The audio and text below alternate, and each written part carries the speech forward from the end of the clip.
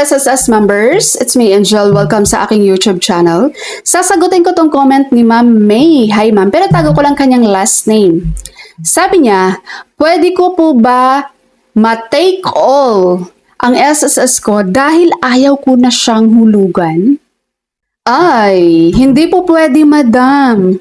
Maliban na lang po. Kung nasa retirement age na po kayo ngayon, 60 years old and above, pwede po kayong mag-file ng retirement claim sa SSS as lump sum one-time cash payment kapag hindi po kayo umabot ng 120 months na contribution sa SSS. Lump sum one-time cash payment ang iyong makukuha.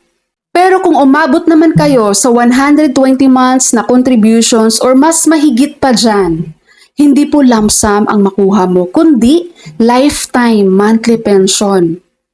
Malinaw po ba? Ngayon, kapag wala pa kayo sa retirement age, hindi nyo po pwedeng i-withdraw yung mga nahulog nyo po sa SSS. Hindi po yan bangko na anytime ay pwede mong i-zero ang iyong account mo dyan. Ang SSS po ay for retirement plan, long-time investment for your retirement.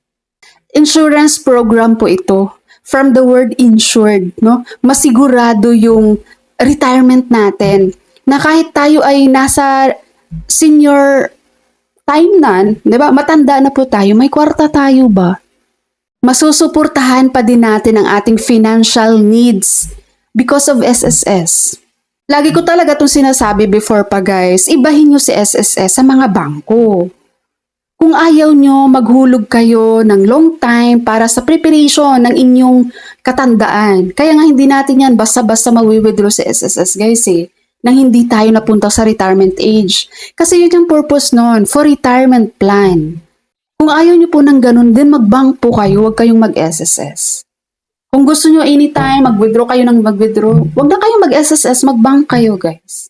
Diba? Kung mayaman naman kayo sa pagtanda nyo, kung alam nyo namang tatanda kayo na may pera pa rin kayo kahit wala kayong trabaho.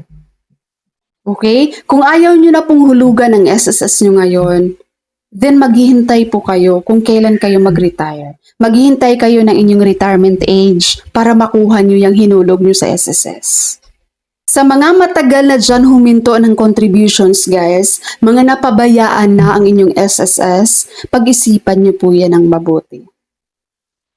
Laging nasa huli po ang pagsisisi. Hindi nyo na po maibalik pa ang panahon. Once na tumanda na kayo, hindi na kayo makakapaghulog pa sa SSS.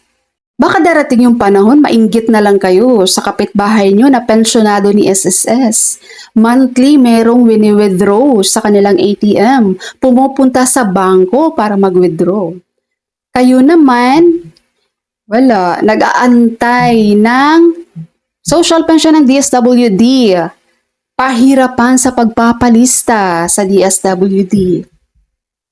Kaya pag-isipan nyo po ng mabuti yan. 750 pesos minimum contributions ngayon sa SSS.